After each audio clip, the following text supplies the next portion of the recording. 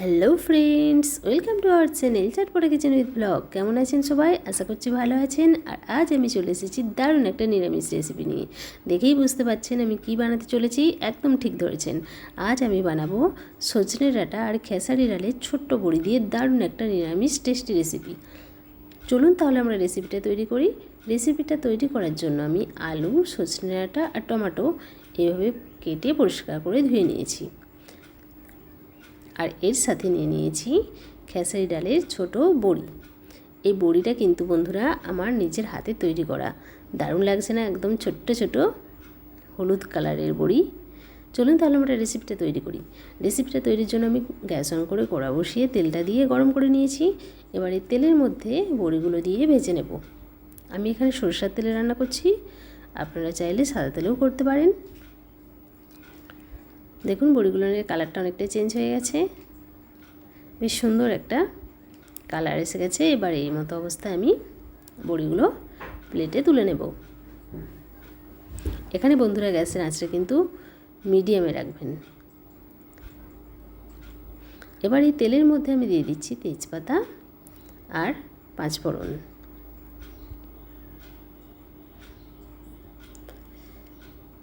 এবার এটা ভাজা হয়ে গেলে এর মধ্যে দিয়ে দেবো সবজিগুলো। দারুণ একটা স্বাস্থ্যকর এবং টেস্টি রেসিপি, আপনারা নিরামিষের দিনে অবশ্যই বাড়িতে ট্রাই করবেন। এবার সবজিগুলো দিয়ে এর মধ্যে ভেজে নেব।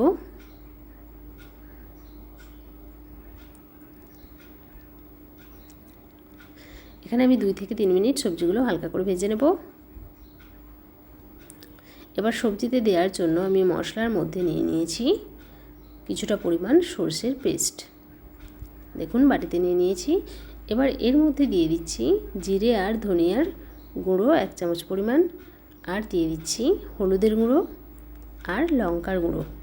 লঙ্কাটা যে যেমন ঝাল খাবেন সেই পরিমাণে দেবেন। আপনারা এখানে গুঁড়ো লঙ্কার পোস্টে কাঁচা লঙ্কার পেস্টও ব্যবহার করতে পারেন।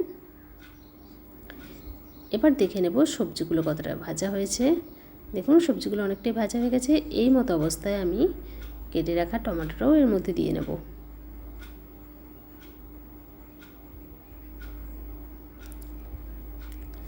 এবার আবারও কিছুক্ষণ ভেজে নেব।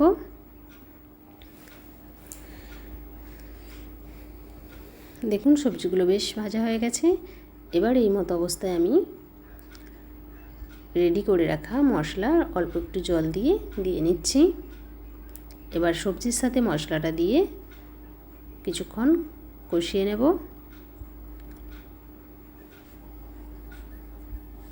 দেখতেই পাচ্ছেন কালারফুল একটা রেসিপি। মশলাগুলো কষানো হয়ে গেছে। এবার এর মধ্যে আমি পরিমাণ মতো জলটা দিয়ে নেব। এখানে যে যেরকম ঝোল পছন্দ করেন সেই পরিমাণে জলটা দেবেন, তবে বড়িটা দেওয়া হবে তাই জন্য একটু জলটা বেশি করে দিতে হবে।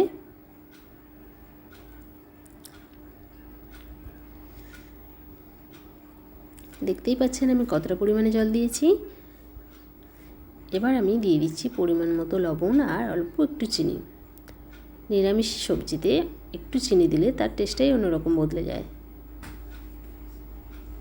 এবার এটা ঢেকে আমি 3 থেকে 4 মিনিট রান্না করে নেব।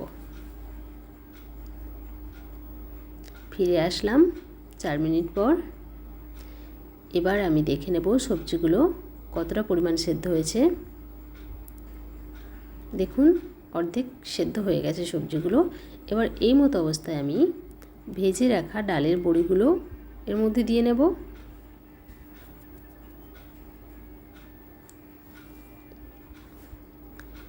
বড়িটা দেওয়ার পর আবারও আমি 2 থেকে 3 মিনিট ঢেকে রান্না করে নেব, তাহলেই সবজিটা রেডি হয়ে যাবে।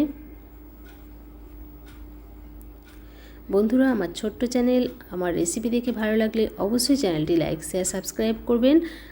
আর আপনারা পাশে থেকে উৎসাহ দেবেন নতুন নতুন রেসিপি তৈরি করার। আমার চ্যানেলের সকল বন্ধুদের আমার পরিবারে আমন্ত্রণ এবং অনেক অনেক ভালোবাসা পাশে থাকার জন্য। দেখুন আমি ফিরে আসলাম কয়েক মিনিট পর। সবজিগুলো বেশ রেডি হয়ে গেছে। বড়িগুলো দেখতে পাচ্ছেন কতটা বড় হয়ে গেছে সেদ্ধ হয়ে। এবার এই মতো অবস্থায় আমি এই রকমই ঝোল থাকা অবস্থায় বাটিতে ঢেলে নেব। দেখুন বাটিতে ঢেলে নিয়েছি, দেখতে কতটা সুন্দর লাগছে, দেখতে যেমন খেতেও তেমন। অবশ্যই বাড়িতে ট্রাই করবেন আর কমেন্টে জানাতে ভুলবেন না রেসিপিটা কেমন হয়েছে। ভিডিওটি দেখার জন্য বন্ধুদের অসংখ্য অসংখ্য ধন্যবাদ। ভালো থাকবেন, সুস্থ থাকবেন আর এরকম নতুন নতুন রেসিপি দেখতে থাকবেন।